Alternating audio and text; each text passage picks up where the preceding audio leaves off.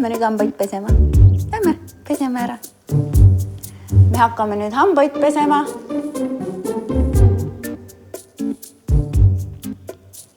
Me hakkame hambaid pesema.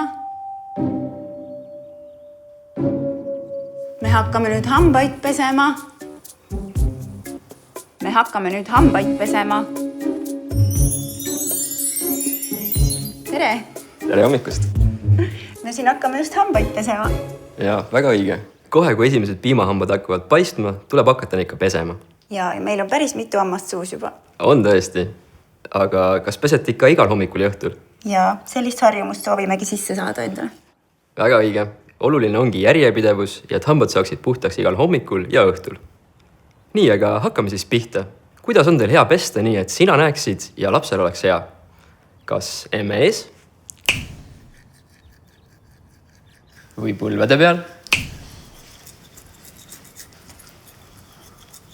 Või hoopis niimoodi põlve peal? Või hoopis lamades? Või siis hoopis emmes üles? Tundub, et lapsele meeldib emmes üles. Ja muidugi meeldib emmes üles.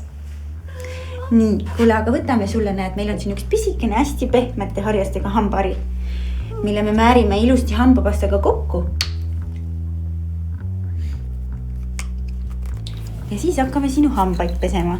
Peseme kiiresti puhtaks. Kiirustada ei tohi. Väga oluline on, et kõik hambad saaksid korralikult puhtaks. Nii tubli ja peseme ilusti ära. Hoiad suud lahti ilusti.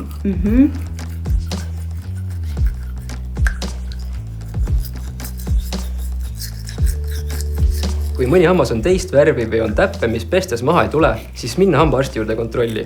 Ja isegi kui midagi teistmoodi ei ole, siis kindlasti enne 3-aastase eksaamist tuleks hambaarsti juurest läbi käia. Nii, aga tundub, et meil on puhtad. Väga tublid. Ja kui laps hakkab ise hambaid pesema, siis pigem alguses ta matkib hammaste pesu, nii et kindlasti kontrollida. Just, ka oma suuremate lastega olen neid kontrollinud ja vajadusel üle pestnud. Väga õige. Aga tundub, et meil on kõik tehtud. Kas lähme mängima? Kordame ikka 5 kuldreeglit ka üle.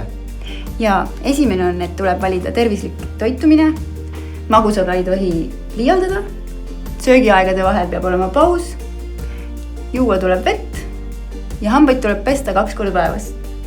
Ja kord aastas tulge ikka hambaarsti juurde ka kontrolli.